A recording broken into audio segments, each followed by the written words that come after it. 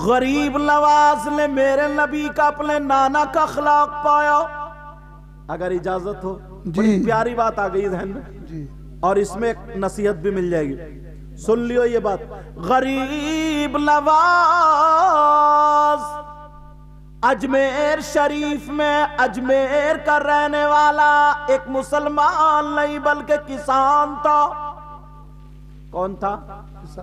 کسان تھا. آیا کہنے لگا حضور لگان بہت بھاری ہے, مجھ سے دیا نہیں جا رہا, کچھ میری سفارش کر دو تاکہ لگان مجھ سے کچھ معاف ہو جائے.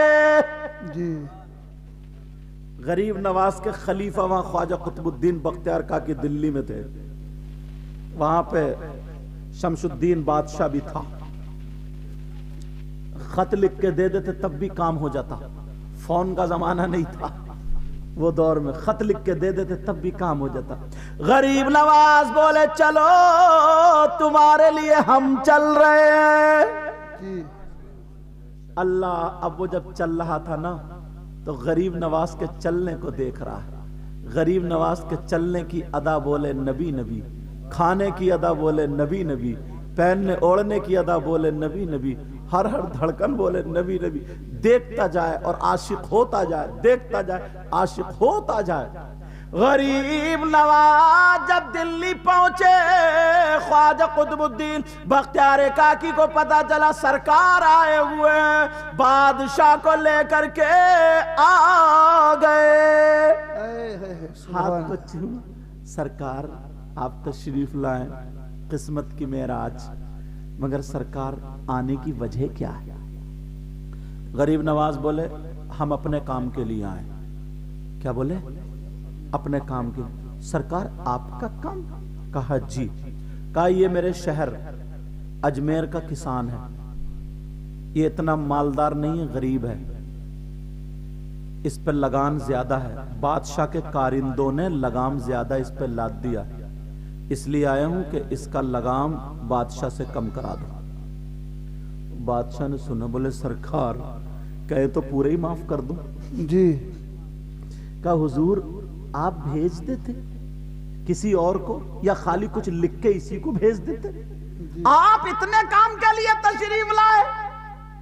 اللہ, اب غریب نواز کا جملہ سنو یار, اسی لیے تو غریب نواز کہنے لگے میں خط بھیج دیتا, کچھ لکھ کے تحریر دے دیتا تو کام تو ہو جاتا, مگر اس کے ساتھ میں چلنے میں ہر قدم پر میرے نانا کی سنت جو ادا ہوئی ہے اور مجھے جو نیکیاں ملی ہیں وہ کیسے ملتی.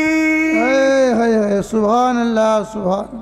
اور اگلا جملہ سنیو. جی جی, اگلا جملہ سننا تاکہ آپ کو بھی یہ حوصلہ مل جائے. اگر اللہ نے تمہیں کوئی عہدہ دیا ہے یا تمہاری بات ہے چاہے پولیس میں یا کہیں بھی, کسی غریب کا کام تمہارے فون سے چل رہا ہے یا تمہارے جانے سے کام چل رہا, گریز مت کرنا. یہ مت دیکھنا کہ یہ کون سی برادری کا کیا ہے, اپنی طرف سے مدد کرو, انسانیت دکھا دو, اس کا کام بنوا دو. یہ مت دیکھنا کہ یہ کون سی برادری کا ہے, کون سے مذہب کا ہے, یہ مت دیکھنا کہ مسلم ہے غیر مسلم ہے, نہیں, انسان تو ہے نا. کیا ہے بولو؟ انسان تو ہے. اللہ اللہ. غریب نواز سے کہا سرکار آپ کسی کو بھیج دیتے یا تحریر لکھ کے دے دیتے. غریب نواز نے جو جملہ کہا سن لو لوگو سنو. غریب نواز بولے خواجہ قطب الدین بختیار کاکی سے بولے بیٹا میرے نانا مصطفیٰ جان رحمت کا فرمان ہے, اگر کسی حاجت مند کی حاجت پوری کرنے کے لیے, کسی ضرورت مند کی ضرورت پوری کرنے کے لیے, اس کا سہارا بننے کے لیے اگر کوئی ایک قدم چلے تو مسجد نبوی میں 2 مہینے اعتکاف کرنے سے 1 قدم کا ثواب زیادہ پائے گا. سبحان اللہ، نعرہ تکبیر، نعرہ رسالت، مسلک اعلی حضرت، نعرہ تکبیر، سبحان اللہ۔ اور بولوں یا سمیٹ لوں؟ اچھا، میرے موبائل کی گھڑی میں 31 منٹ ہو گئے، 11 بج گئے۔ تھکے تو نہیں ہو آپ لوگ؟ عشاء کے بعد سے بیٹھے ہو اور فجر کی نماز بھی پڑھنی ہے، کسی کو استنجے وغیرہ کی، اللہ برکت فرمائے، کسی کو استنجے وغیرہ کی بھی حاجت ہوتی ہے تو وہ بھی جا سکتا ہے، پھر آ جائے گا، سمجھے؟ مجھے معلوم ہے اچھے لوگ ہیں، محفل کو بگاڑیں گے نہیں، جسے ضرورت ہے وہ جا سکتا ہے، اپنی حاجت سے فارغ ہو کے آئے گا انشاءاللہ، کیونکہ عشاء کے بعد سے بیٹھے ہوئے ہیں اور لگاتار بیٹھے ہوئے ہیں ہم لوگ۔ میں بعد میں آیا، مفتی جلیل صاحب پہلے آ گئے، وہ بول گئے، اور مجھے لگتا ہے قاری سمیع الدین صاحب تو شروع سے ہی بیٹھے، مگر تم نے بھی انتظام اتنی بھرکائی والا کمبل دے دیا ان کو، ان کی جانے کی ہمت ہی نہیں ہو رہی اٹھنے کی، کروٹیں تو بدلنا ہے، یہ بھی بہت محبت کرتے ہیں۔ بولے حضرت دڑیال میں بہت دنوں میں تقریر ہو رہی ہے آپ کی، یہ بلائے کرتے تھے ہمیں، اللہ تعالیٰ سلامت رکھے حضرت کو اور شفا کامل عطا فرمائے ان کو، اور یہ محمد عرفان ہے، سارے لوگ جتنے ہیں، اللہ تعالیٰ سب کے علم و عمل میں برکت عطا فرمائے۔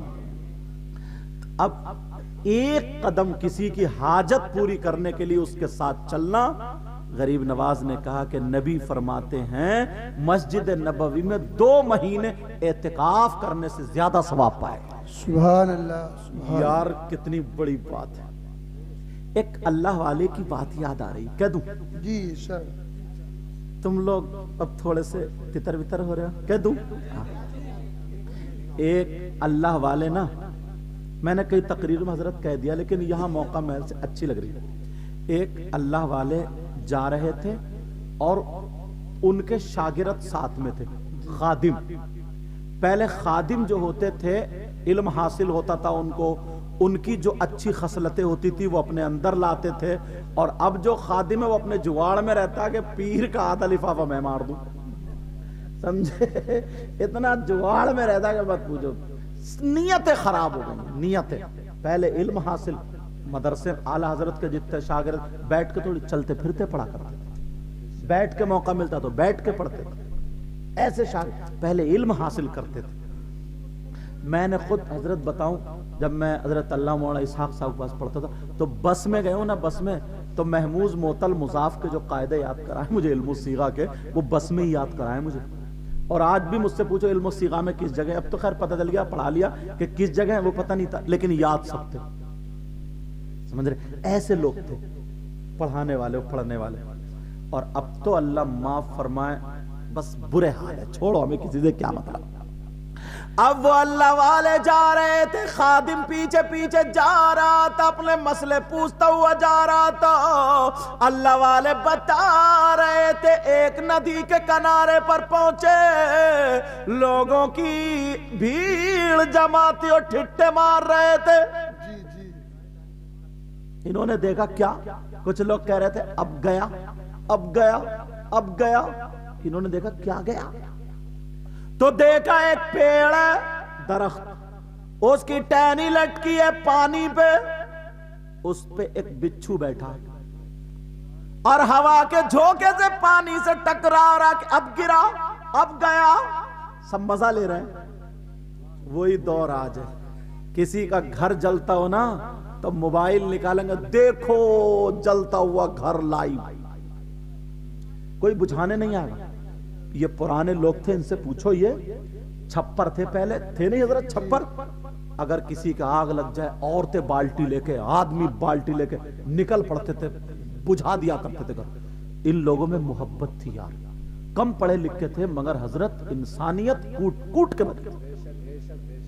کسی کی بیٹی اگر جوان ہو جاتی تھی نا تو بیٹھک میں بیٹھ کے کہتے تھے، او فلانے سن، تیری بیٹی اب جوان ہو گئی ہے، بڑی ہو گئی ہے، اس کے ہاتھ لال پیلے کر دے، مطلب یہ ہے کہ شادی کر دے۔ پھر رشتہ لگاتے تھے اس کا، اس کی مدد کر، تو کیوں گھبرا رہا، ہم ہیں تو۔ ایسے ہوتا تھا، کہہ دیا کرتے تھے اچھا تیرا گھر چچیا رہا، تیرا چھپر صحیح نہیں، ارے چل چھوڑ، میرا وہ چھپر پڑا اسی میں جا کے رہ لے۔ وہ رہ لیا کرتا تھا، ایک ایک پیڑھی گزر گئی. آج تو اگر کرائے پہ بھی رکھ لو تو اپنے نام کرا لیتا ہے. اتنا دشمن سے خوف نہیں ہے جتنا دوست سے خوف ہے آج کے دور میں. پرانے لوگوں کی زندگی یہ لڑتے تھے جھگڑے کرتے تھے مگر یہ مرد تھے. عورتوں والی لڑائی یہ نہیں تھی کہ مجھے تھی اور لاٹ تھا اتنا موٹا, کہتے تھے تیری ماں نے دودھ پلایا آجا میدان میں. یہ لڑتے تھے, عورتوں پہ ہاتھ نہیں اٹھاتے تھے. اور اب کیا چولہوں پہ بیٹھے ہوا کچھ کچھ کچھ کچھ کچھ کر کے ادھر کی ادھر لگا کے بس لڑائی چٹا کے چلا گیا. جادو ٹونے گنڈے عورتوں والی لڑائی. یہ مرد ہے کیا؟ پہلے حضرت مرد تھے. یہ لوگ کبڈی کھیلتے تھے, لاٹھی چلاتے تھے.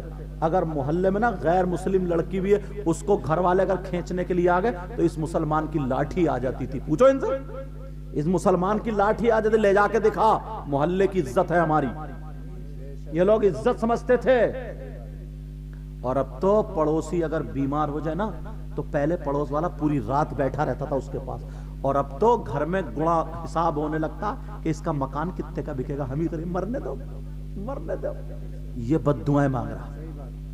اس کو انسان کہیں گے؟ جب میں دیکھتا ہوں نا آنکھوں سے آنسو آ جاتے.